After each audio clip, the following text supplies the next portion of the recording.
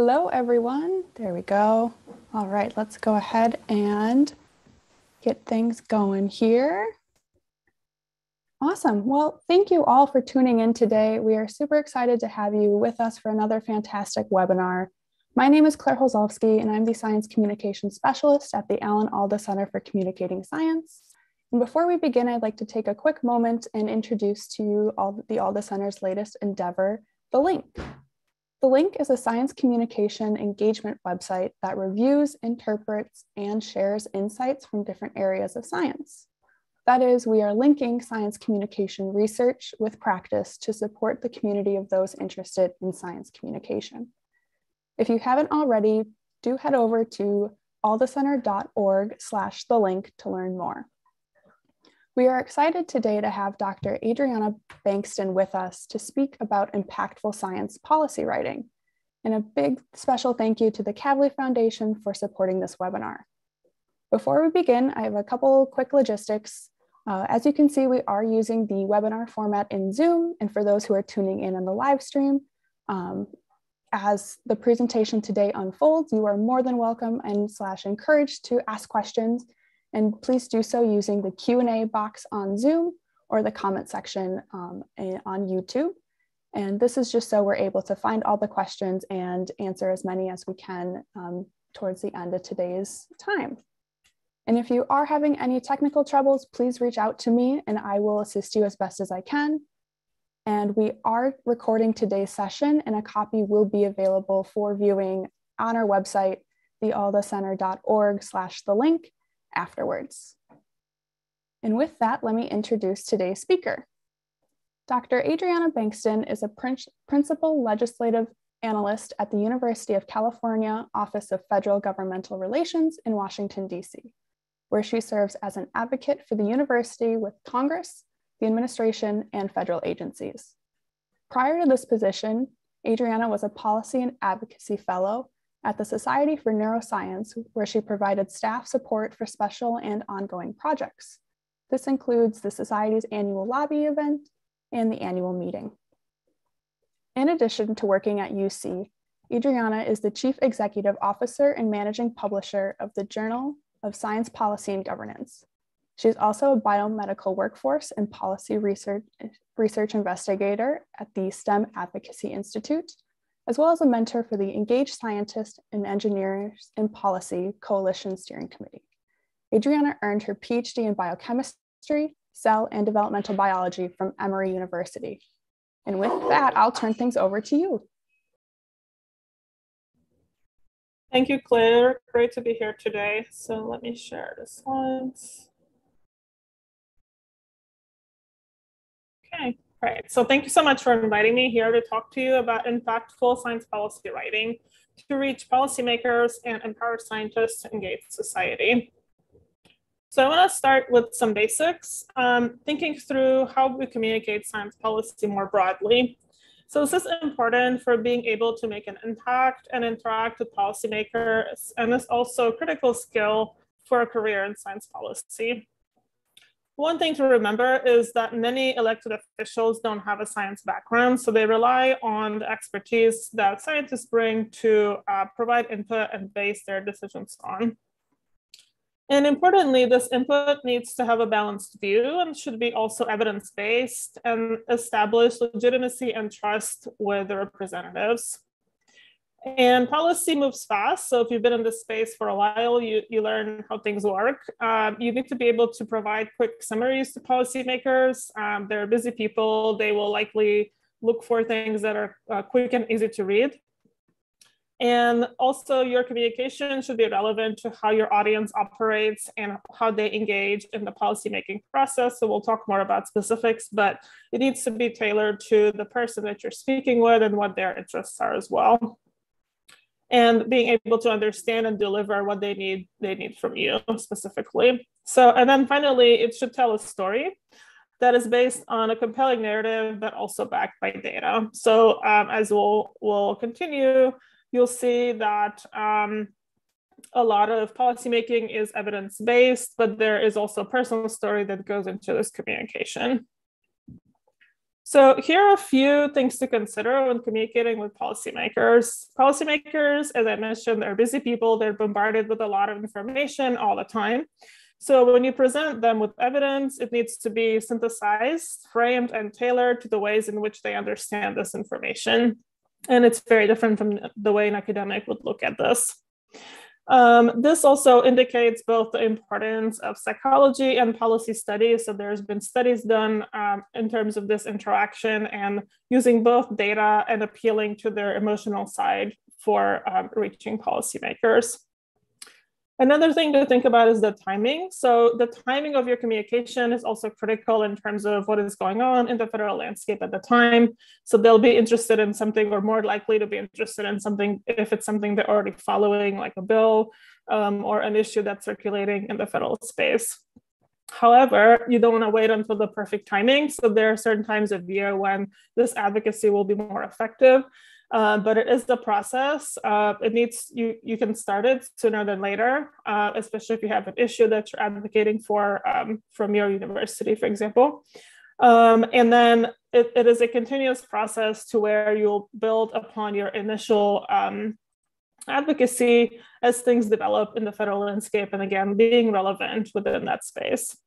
And then finally, you want to make your communication relevant to the way that you engage with them, and be very, very relevant in the real world, so to speak. So you may have ideas and things that you think are important, but if they're not relevant to what's happening today, it's less likely to be receptive. And so you want to think about and have knowledge about what policymakers are discussing, what they're debating, what they're thinking about, and how your idea fits in there. So here are 3 questions to ask yourself when you communicate to policymakers. So the first question is, who is your audience, but in a larger context. So this includes being aware of which current issues are being debated, who is engaging in them, so knowing the political landscape a little bit in your space, and then how framing actionable solutions to problems that your audience might have. So they'll be looking to you for information to solve their problems, essentially. And you want to frame this based on constituency. So a lot of policymakers obviously represent their states, their constituents in their states. And so they'll be more likely to listen if you bring up issues that their constituents already care about and are facing and that they want to work on. The second thing is the message. So what message do you want your audience to receive? So it needs to be very clear, accessible, as well as relatable and meaningful. Again, this is specific to the person you're speaking with or a specific group, and really answer the question of why should I care about this issue? So as we'll talk about in a little bit, it's a very different way of framing this argument to a policymaker compared to the way you would do it to an academic researcher. And then finally, the medium. So you would communicate your message differently while speaking versus writing, obviously. So the question is, what is the most effective way for you to communicate your message? So it could be either one. Emphasizing, again, this is your message to your audience. So it is very specific to your particular situation. And of course, the medium will influence the effectiveness of the message. Speaking, of course, requires elements such as keeping your audience engaged, stating the main point at the start, and so on. And then there are also particular writing principles that we'll talk about that make writing policy effective. So moving into this, I can tell you from my work in policy, probably about 85% of policy work is writing. So it is really a skill that you should hone if you're interested in this field, especially if you're an early career scientist trying to get into science policy. Writing is really critical for this type of job. So a few principles here. So when writing policy, you want to be using active verbs, which convey a certain tone of leadership and responsibility. You want to use analogies and examples that relate to your audience. So this is especially relevant for scientific terms, that you don't want to be using technical terms, but things that they can relate to that are sort of broader words. Of course, you want to avoid jargon as well as euphemisms, cliches, wordplays, and puns. Again, being professional, but also having broad enough language that the public and the policymaker would understand. And in terms of the argument itself, and again, we'll talk more about this, You want to include only details that are critical to your story. And so a lot of times scientists are interested in sort of including everything that they have about a topic, and really to keep your arguments streamlined, there are certain things that you want to include that are really important, other things are not, or they will not support your argument. You want to keep your story true to the facts. So there's a lot of research that goes into policy and delivering an evidence-based message. And you want to, of course, writing takes a lot of practice. So you will expect to be revising, rewriting, and citing your sources, of course, but there's a lot of drafts. And developing your policy writing skills does take a lot of practice. So how do we address non-scientific audiences, including policymakers? As I've alluded to, you may have seen this diagram before.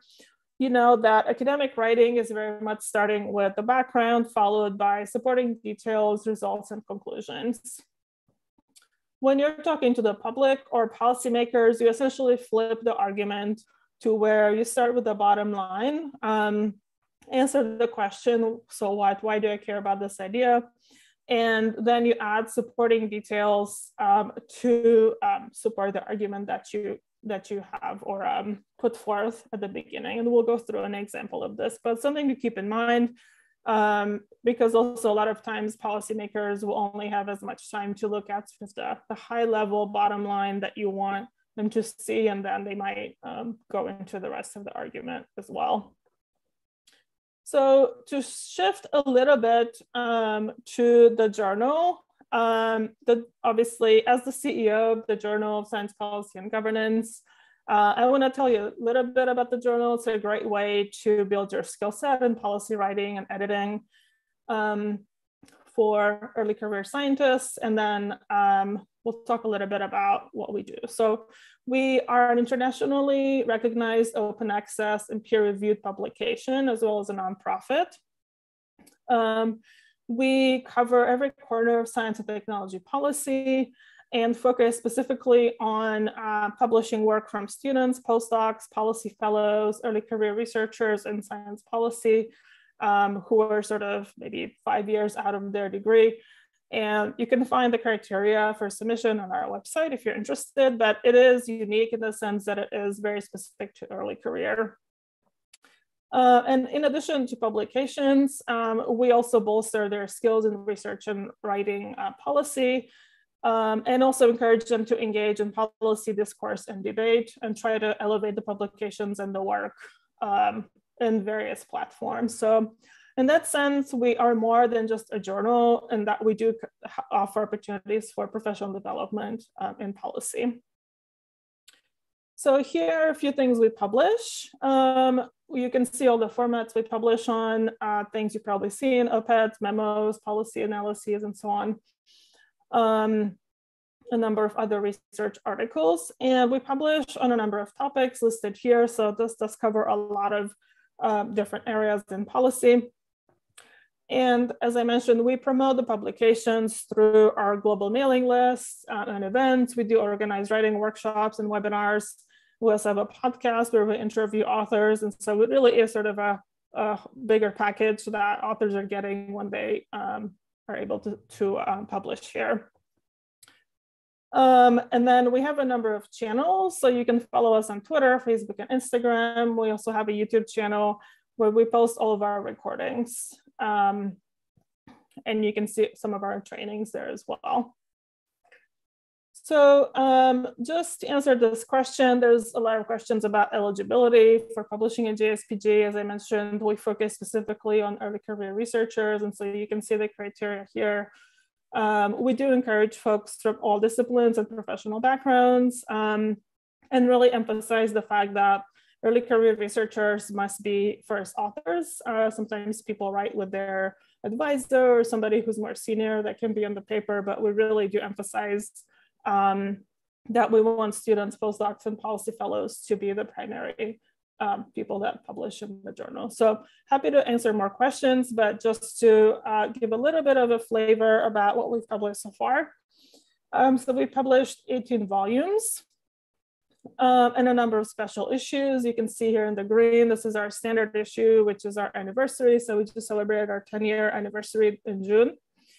And then we have special issues that are specifically focused on a particular topics or formats. These are the ones we published last year. One you can see in the red here on climate change solutions was sponsored by the United Kingdom Science and Innovation Network. Second is another special issue on intersectional science policy that was sponsored by the National Science Policy Network, and this is very much focused on diversity in science policy. And then a special issue on the right with AAAS, which was sponsored by the Kavli Foundation, so I want to highlight this specifically. And we had Sudip Parikh, who's the CEO of AAAS, and Cynthia Friend, the president of Kavli, provide remarks for the cover memo. So it's really insightful and great. Turned out to be a great issue that we've benefited from, and a lot of our authors have as well. So I encourage you to check that out as well. And then, lastly, we currently have a call for papers on innovations in science diplomacy, which you might be interested in. This area is emerging and growing in the field, and it's something that we're sort of really want to be at the forefront of this internationally speaking. So this issue the deadline is April 3rd.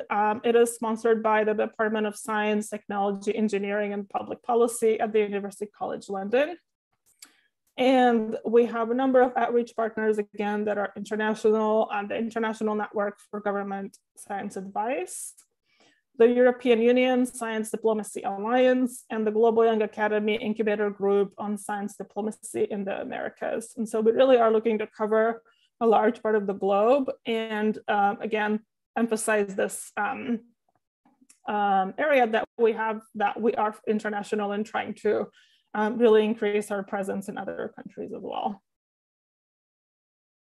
And then leading up to the submission deadline, as I mentioned, we do organize events. And so this is what's coming up next year. We will have 2 webinars with thought leaders in the field, as well as a writing workshop to think about writing for the issue. And again, sort of bringing these ideas into writing in the formats that we publish on. So it's been a successful model so far in terms of bringing both thought leaders in these webinars, as well as having this writing workshop where we then train students and postdocs and early career scientists to write policy. And of course, we do this in preparation for the submission deadline, so sort of a month before or up to a month before to incentivize people to submit to the issue. So I'm going to use now some of our Jspg examples as writing examples, just because these are very common. These are the sorts of things that you would be writing in policy, and so they're well-known formats that you might encounter. So you can see these examples here. There are a number of different write-ups, which are different in length, purposes, and also some of them have policy recommendations, but not all. Some of them are more balanced. So op-eds obviously are sort of the opinion of the author on one side. Memos are more balanced in that they do show 2 different sides of the policy. And then that's one of the ways that these write-ups are different depending on how the argument is done. And these are relevant, again, not just for the journal, but the journal is a good tool to think through what sort of formats you might actually see in policy. So I'm going to use the policy memo as an example of writing. A lot of principles that I'm going to talk about in the memo do apply more broadly. So I think it's a good example to think through how you might write a specific policy argument. So policy memos are very common. And again, these principles will apply more broadly to policy writing. So policy memos are written by policy advisors, advocates, and everyday citizens that are seeking to effect change in the community. And the goal is to really inform and guide the decision maker to analyze an issue and offer recommendations that will help them make decisions. Again, readers have a short amount of time, so you want to be very concise and straightforward. and just present the information that they need to know. So that is a skill, to be able to actually only present what people need, and not really all the data that exists in a given topic. And you are trying to convince them to act on a particular issue in a certain way based on the memo. Most of the time, the readers are uninformed but intelligent readers, and not always policy wonks. These are also used in the general public. They can be addressed to the specific person. So that's one thing that is different between memos and other write-ups, that you could write a memo to your boss, for example, or your head of department or something like that. So there may be directed to specific people as well. And then again, reminder to keep it brief and objective, and be really clear about your message. And then a lot of times the readers of memos include politicians, lobbyists, NGOs, community leaders, and public initiatives. So again, it is a sort of broad format that is used in a number of settings. And what you want to do is consider a number of perspectives, addressing both strengths and weaknesses of the policy options that you have, and then sort of put one forth for the person you're writing it for, to make the decision or act on your issue that you're putting forth.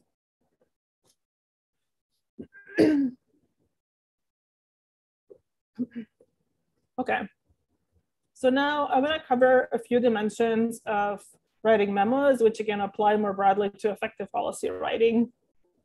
So when you're writing policy, you want to ask yourself, again, coming back to this idea of being relevant and timely, thinking through what's happening in the federal space or whoever it is this is directed to. So you want to ask yourself why you're writing this. So what is the justification? What is the need that your memo is filling? Does something like this exist already? Obviously, do your research, make sure that hasn't been done. Whom do you represent? So you're writing this as yourself, as your university, as your state. And again, this will depend on who it's coming from and who it's for, but the scope of the writing will differ based on who you're representing. And in a larger context, you should do your research on, for example, prior legislation, if you're using that as a basis to make sure that you're not proposing something that already exists in the bill. You want to think about how the funding should be allocated. So a lot of writing and advocacy comes down to asking for funding for a specific issue from the government or from Hill stakeholders. And that requires being specific about where you want that money to go, what sort of programs, and so on. And more broadly, again, keeping in mind the political context under which you're writing this, again, who it's targeted for, and what that person might think about or what they might respond. So that requires doing research into the representative and their interests and their goals when you're sending this to them. This structure is also critical to the success of the memo. So on the right side here, you can see what a typical structure would look like, which also can more broadly apply to just building any kind of policy argument. So you want to start with the bottom line up front, presenting your takeaway message right at the top. And this will be followed by relevant and concise background. Again, don't give all the background that you have, only what is needed to bring them up to speed as briefly as possible and explain the background of the issue and the significance to the reader. And of course, the more direct the significance, the more effective the memo will be. So it does take a while to hone this section about really writing something that is very targeted. And then next, you want to define the argument through relevant dimensions. So we'll go through some of this. There are a lot of factors that go into building a strong argument. And in addition to being evidence-based, there are other dimensions as well. And then finally, the recommendation. So you will put forth a policy recommendation. You want to make sure it's clear, that it's very specific, and that you also have a policy roadmap. So a lot of times after they read the memo, they'll ask more questions about, okay, so I understand what you want me to do. how should I implement this? And so you want to have an answer to that question before you even submit this to them, because they might ask about that. And having a roadmap of how this might take place is important as well. So as I mentioned, memos are typically directed towards individuals or organizations or particular decision makers. And I want to just go through an example so you sort of understand the argument and the way it's structured. This memo is specifically to the NIH. So you would have a format of sort of header, to and from, go through the summary, again, the structure that I mentioned. You would have a background, provide a larger context, provide recommendations, alternatives, discuss limitations and barriers, and then a conclusion. So obviously, we won't have time to go through all of this now, but to give you a little flavor of what this sort of memo looks like, and this is a memo that was published in Jspg, that I think is a good example. So the structure itself follows, essentially, you want to lay out what you know, what you recommend, and then limitations, and then conclusions. So being aware of what obviously policy recommendations you're putting forth, what limitations they might have, and they might come back to you and argue those things, and being able to defend your position. So the background here in this specific example in red, animals have served as a long-standing model for biomedical research, and animal experimentation is justified because it informs human health. So this is the red underline. The context is usually there's a lack of predictive utility of animal models for human disease. So this is, there are issues with this argument. The therapeutic response and toxicity, what happens in animals isn't always true in humans. So the argument is that 90% of the work in animals does not translate into humans. So there's a lot of variation among animal models. And this would support alternatives to animal models, which is what this memo is arguing for. So the recommendations, which is in blue, are that NIH should expand efforts to improve translatability of preclinical research by establishing the Model Human Initiative. So you can read about this in the memo, but they're basically coming up with an alternative to animal models. Justifying this in orange because it promotes the development of innovative technologies to supplant animal models. And after this argument, the memo itself would go into alternatives. You would share different policy angles and then pick one. Obviously, they picked the model human here, and why that's a good solution. And then sort of conclude saying that this is what you're putting forth and who should be acting on this issue. Obviously, this is somebody at NIH in this case. So I think it's a good, simple example to understand the way this argument is framed. I encourage you to read the memo as well for more details.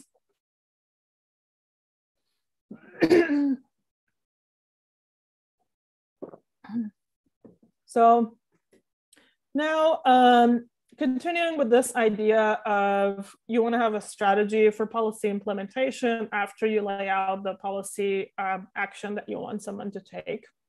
So in addition to the writing, there are a number of considerations when writing an effective memo. Again, general good principles for policy writing.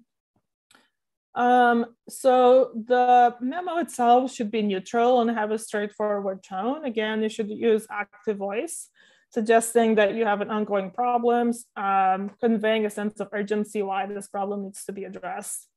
It should be fairly brief. So a lot of these write-ups do have word limits. Policymakers, again, don't have time to read very long papers. Even if you do write a paper, you want to have a short synopsis of that for them to understand what you're trying to say very quickly. And also should be objective. So again, you want to show both sides of your policy recommendations, positive and negative. If you're putting forth a specific recommendation like an op-ed, obviously you will be one-sided, but you always want to be aware of the other side and what they might say or the counter argument that they might bring. You want to be objective. So you need, again, showing both sides of the recommendations and being aware of the limitations. And your audience should be able to understand how the information can be translated into concrete policy decisions. Again, you will have background and something that you're proposing. What do you want them to do with this information? What is the ask that you have? And then again, how should this be implemented? You want to be concise. Again, the argument needs to be very succinct without unnecessary details. And this is where a lot of the writing and rewriting happens. At the same time, it needs to be substantiated by credible findings and evidence. So it is, at the end of the day, a research argument. And a lot of our papers in the journal are very research-based and focused on a number of studies that back up the conclusions. And so you want to have good evidence to support the argument. And finally, you should consider political palatability. So this is something, again, policy memos often pertain to political issues. It's important to know what your audience might say, what the political positions might be of those people on the issues that you're writing on, and how they might respond to the recommendations that you're putting forth. Again, it depends who it is.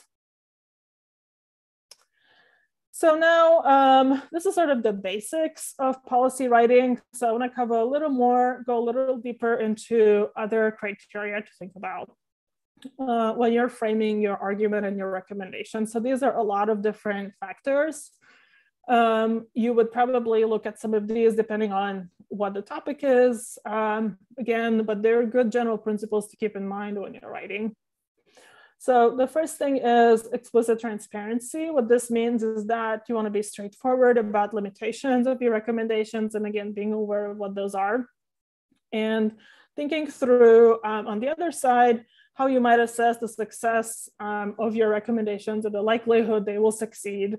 What does that mean? How will you assess whether that's working or not? But again, at the same time, being aware that there may be people that will have counter arguments and being able to defend that. So this sort of transparency can be based on a number of different analyses. So one is the cost benefit analysis, which is essentially you're summarizing costs and benefits of each recommendation that you have in the publication. This can be, provide useful criteria by which to assess the likelihood of your recommendations and that whether they might succeed or not. But also it's helpful for summarizing differences between what you're proposing and other recommendations that are alternatives in your write-up. So you would put forth a specific recommendation, but know that alternatives do exist, and then you would have to defend why your recommendation is better than the others. Then the next thing is stakeholder analysis. So this is useful looking at the impact of your recommendations on different stakeholders, again, depending on who it is. Keeping in mind the views of major political players in relation to recommendations. So are these people going to be for or against what you're proposing?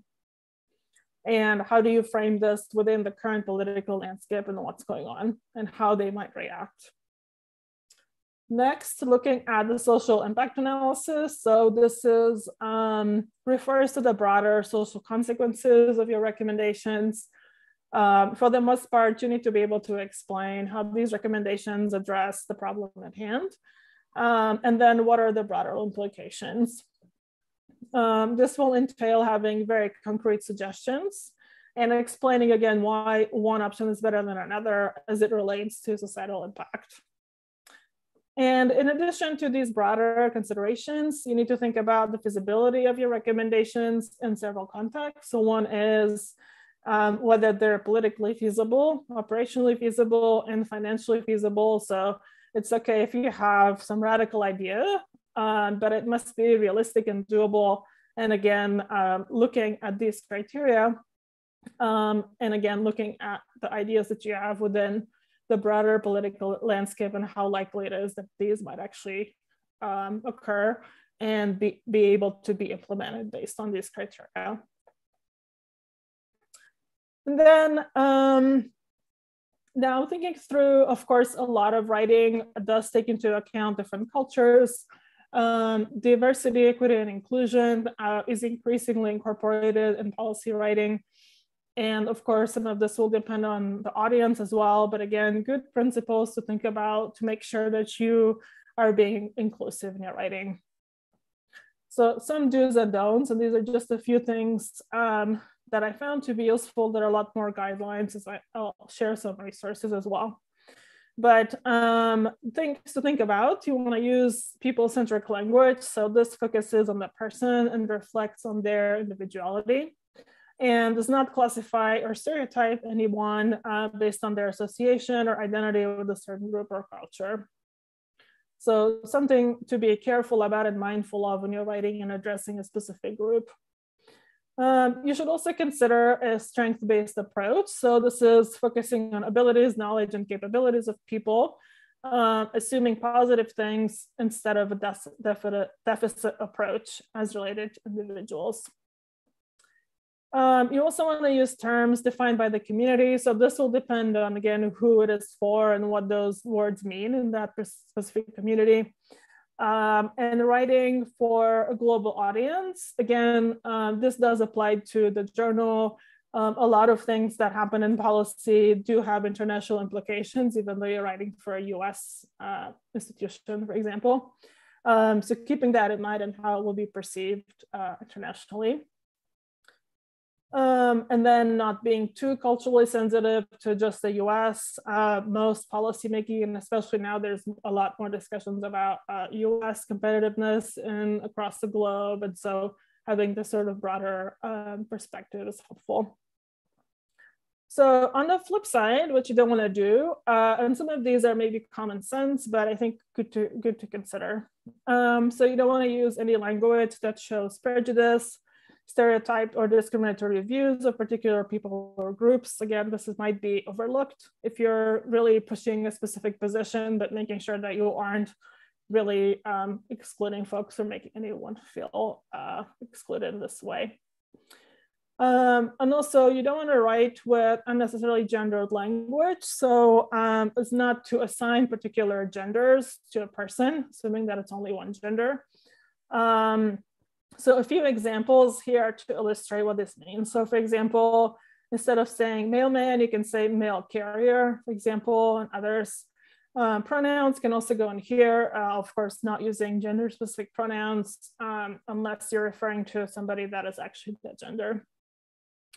Similarly, you don't want to employ any socially charged terms for technical concepts. So what this means is some terms can be interpreted in divisive ways, again, depending on who it is, but being aware of this. So for example, saying something like native speaker, first-class citizen, these are widely used, but they might be misinterpreted. So instead of saying native, you could say built-in to describe a feature that's part of a product. Instead of first-class, you could say something like something is essential or core part of a product. Again, you don't imply that certain things are first class or second class necessarily, and how that would look. And then finally, don't apply ableist language. So this is something common that we might include things that we might be inclined to say without realizing it. Ableism, if you don't know, is defined as a systematic institutional devaluing of bodies and minds deemed divine, abnormal, defective, subhuman, so on. This includes things like saying like crazy, insane, crippled, or so on.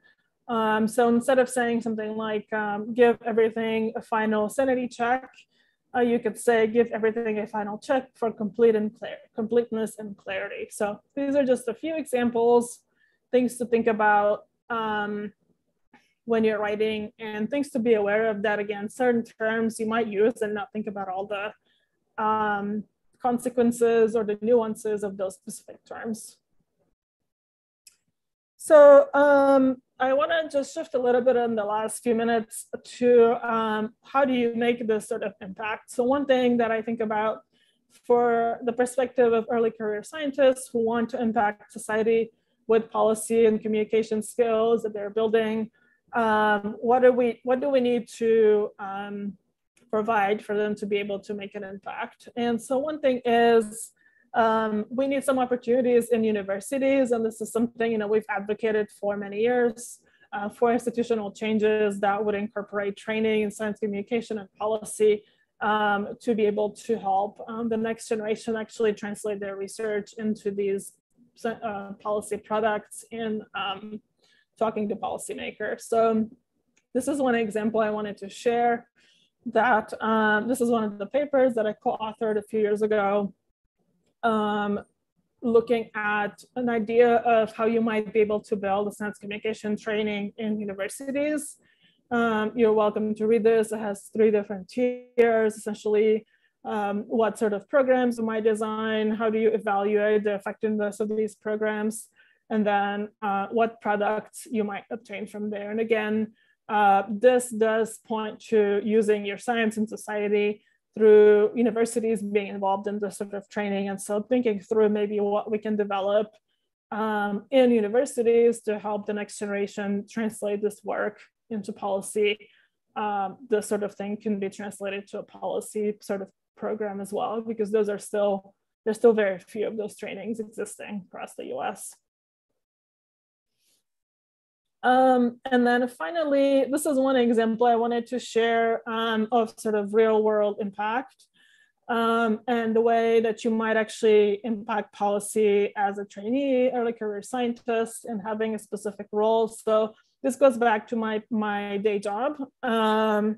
One thing that, and this is something that I'm proud of, but also does show sort of real world impact. So you might have seen the NSF or the Future Act, which is a large legislation that's been circulating over the past year. They included a section related to STEM, cultivating the STEM pipeline, mentoring and career development for graduate students and postdocs. This is something that we've been pushing and does align with my personal interest as well.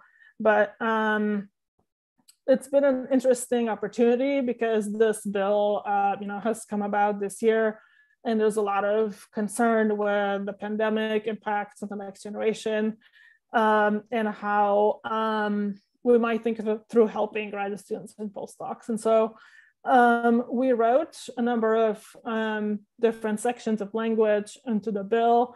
This is an amendment that I wrote for the bill that has been incorporated. So it provides funding for professional development for postdocs. This is what an amendment looks like. Essentially, it says strike graduate student, insert postdoc, and then give some specifics about what this sort of funding looks like. So this was exciting. The amendment itself was adopted. The legislation passed the House. And ideally, if this sort of advances, will become a law down the road. The amendment itself was offered by the House Science Committee Chair, Eddie Bernice-Johnson, on behalf of Representative Lofgren from California. So this is sort of where this ties back into the California state legislation and federal. And then, so this is exciting and sort of a real world way to look at that writing policy and incorporating this into a bill, which isn't the easiest thing to do, does and will hopefully make a difference down the road for trainees, and this bill passes and goes all the way through. So one kind of small example of real world impact of how you might be able to impact something that you're interested in, and through legislation, that's one way to do it. And again, this is a very different type of writing than anything academic. So finally, here are some resources for memos and more broadly policy writing, including some of the links that I used today in the talk. I'm happy to send the slides around if anyone is interested. There's a lot of good information in here about policy writing in general. And then finally, this is my contact. Feel free to reach out to me on LinkedIn, on Twitter, or by email. I'm happy to chat more about science policy, and thank you for listening.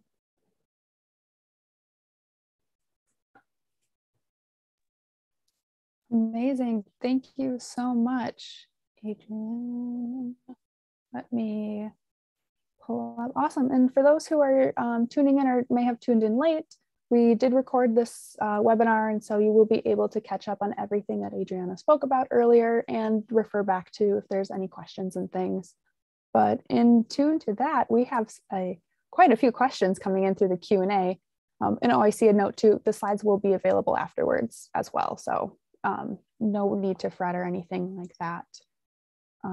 But the first question that I have came from an attendee of today's webinar, in that they are interested in learning what are some effective ways to communicate complex data in policy recommendation documents that are directed to policymakers. Is it best to do figures, plots, tables, bullet points? Do you have any answers for them? Yeah, so the format will depend on who it is and what they respond to. So this is one thing to keep in mind. And policymakers, some like data and they respond well to data. Other people like, personal story. They won't look at graphs. So, again, knowing sort of the background. I think if you're showing something, the format itself is maybe less important. The idea is you want to make it short and easy to digest. You can share things like one-pagers, which do have graphs. So I would say things like bar graphs and pie charts, something that you can, look at and just realize what the result is within 30 seconds. Talking points are being used a lot of times on the Hill. So when you do advocacy on specific issues on the Hill, you'll give them a one-page document about here are 5 things that we advocate for, and then you leave it with their office. So all of these formats should be very quick and easy to read. I think if you are including graphs, like I said, things like pie charts and bar graphs are useful, not too many, should be very simple. And again, focusing on the main thing that you want them to take away from the document. But you can use graphs or you can use bullet points depending on the format, sort of the purpose. No, that's great advice to kind of, you're able to mix and match and play to the strengths of whomever you're communicating with. As we preach at the Alda Center, that our audiences, we need to know who we're talking to effectively communicate with them. Another question that comes from the audience today is, do you have any guidance to give writers about disclosing when they are providing factual information versus arguing for a specific policy? Yeah, so I would say all policy is evidence-based. And so in whichever format you do it, you will have to provide the background information and why you're putting forth a certain recommendation. It does help, and this has come up before, sort of the question of who you're representing, whether it's kind of your personal views or your institution, that sort of thing. You have to be careful about when you're saying, this is my opinion, this is what I'm saying, or I'm speaking on behalf of my university, and this is what I'm putting forth, right?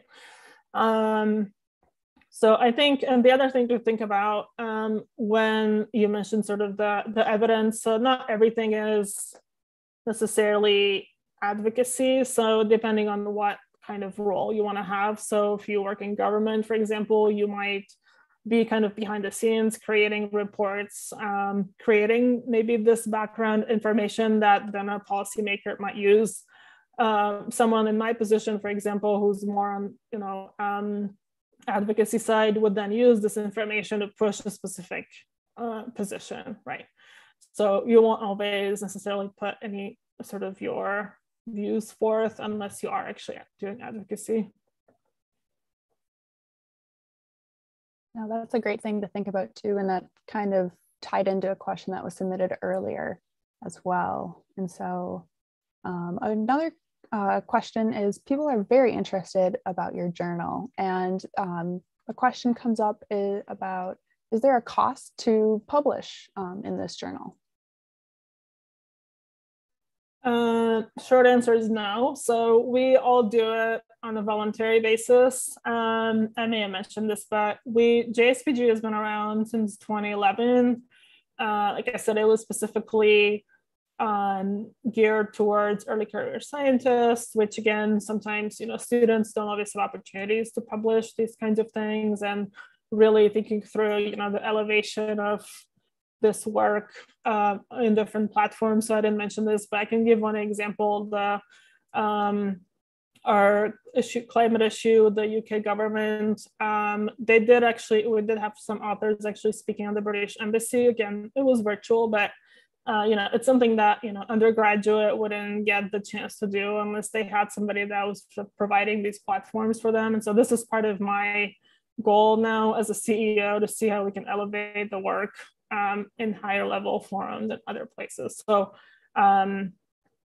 that's something. And one other thing I didn't mention is we do also have an editorial board, which is early career, that you can apply to. We actually have applications open right now, or we'll open in January, but that's another way to build some skills in policy writing and editing, is to actually apply for the board in addition to submitting publications. And there's different ways to get involved. That's awesome. And then somebody also had a question too. Is there somebody at the journal that like a contact that people could reach out to if they have questions, or might be in the middle of writing something that could be of the journal's interest but aren't fully sure yet? Yes, I can share. If you go on the website, we do have a couple of contact emails. I'm always happy to respond as well, but let me send you one. I think it's editors@sciencepolicyjournal.org.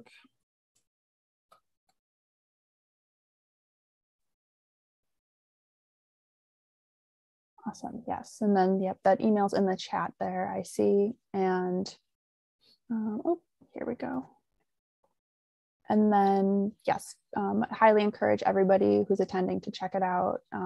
Check out the journal online to grab these contact information and these emails as well.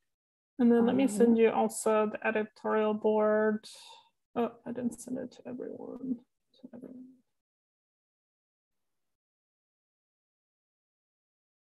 And then, yeah, any of us are happy to chat about these opportunities. Fantastic. And then a question that comes through as well through one of the attendees today, my favorite anonymous attendee. They ask, so sometimes policymakers people are very busy at the moment and just throughout their lives, and it's sometimes tough to communicate with them in a timely manner. And so they're wondering about how urgent issues should be brought to their attention and keeping that accuracy. And in combination with another question here, we'll kind of mesh them together. The best modes of dissemination to policymakers. Is it reaching them on social media? Is it trying to connect with them, visual abstracts, policy briefs? Do they focus more on peer review articles, or do you have any advice and information in just trying to connect with people in that way? Yeah, so I'll reiterate what I said earlier. They wouldn't read a paper. Something like a policy brief or a memo is probably fine. Something that's like a page and a half. One thing I've heard, and I tell people this, is that you want to have something that a policymaker can read from, the elevator to their desk. Like if they have 30 seconds, what is the thing you want them to know? And sometimes that's all you have. That's evident when you go to the Hill, and the meetings with staff are, if you get 30 minutes, that's a long time. So it's like 5, 10, 15, that's pretty normal. So that's why you have to, practice and really hone your message beforehand. Social media is good. I recommend it. We do a lot of, Twitter campaigns. Representatives are on Twitter. You can tweet at them in theory. Hill meetings are an easy way. And again, we've done a lot of sort of virtual meetings with them. What you would normally do in person, again, you can sort of lobby for your issue on the Hill, but they are, virtual meetings have worked pretty well. They like to respond to constituents. You can, in theory, email your local office as well and say, I have this issue that I want my representative to look at. And, they do respond to people. One thing to consider in a kind of larger context is this sort of advocacy a lot of times works better if you're working with other groups and it is a collective advocacy. So a lot of times in my case, if we have the higher education community advocating for a specific funding level, for example, we say like NSF, we're requesting this amount. A lot of times we'll do it in common. So we'll have several universities sign on to a letter, associations, and then we send that all like as a community to the Hill, to a specific office, and it's more effective than just maybe one university or one person doing something.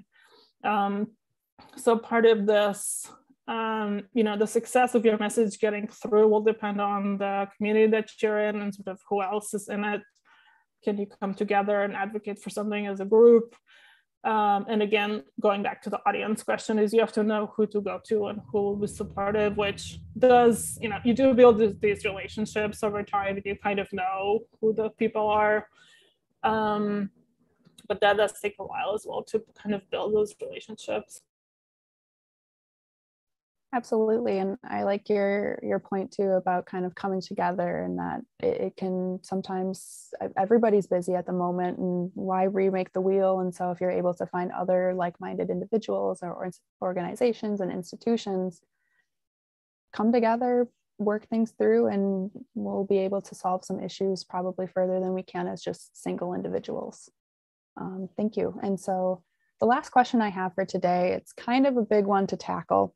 But it's very, very prominent right now, and that is on the topic of uncertainty and communicating uncertainty with policymakers. And they ask about, just given with Omicron and everything going on with the COVID-19 pandemic, it's sometimes evidence right now, it's tough to gain, it's scarce. And so, it's tough to make all evidence relevant to different communities. And so their question is, do you have any advice on how to communicate uncertainty with policymakers? Yeah, that's a big question. I think I would say you just have to maybe get all the evidence that you can. So I think they're receptive to that, and they like the honesty. If you say this is all we know and our opinions are based on limited information, they'll take that and realize that's the case. If there is, I would say still try to find some evidence for your point that you're making. But I think this is not that uncommon in the field, actually, because there's a lot of information floating around, and trying to, even for them to discern what to look at and what is sound evidence that they're basing things on. And at the end of the day, they will decide based on what you're bringing them. But yeah, to whatever extent you can, I would say try to bring the evidence that you can. But again, just being honest and saying this is all I have, and take it with a grain of salt, and they're fine with that. That's fantastic advice. And I do what we can and push forth and keep trying our hardest, and we'll eventually get there and make the change that we want to see. And so with that, I know we're coming close to time. Do you have any final thoughts that you'd like to share with the audience today? Not specifically, but thank you for attending. Really happy to be here, and always you can feel free to reach out to me if you'd like to chat more about policy. One thing, a lot of folks who are sort of in my role and have transitioned from science into policy, like to give back and talk to students. So if there are any students in the audience that would like to learn more about the field, I'm always happy to chat.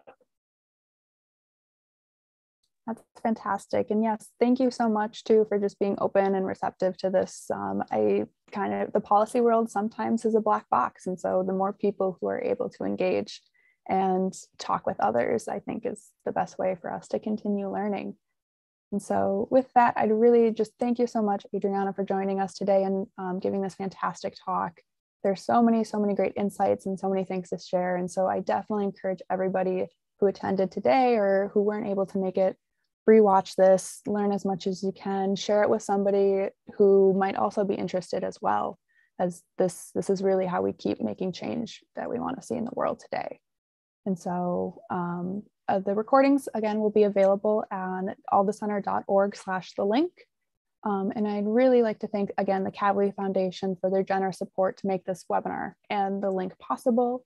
And with that, thank you all for joining. I hope you have a great holiday season, and we will see you all in the new year. Thank you.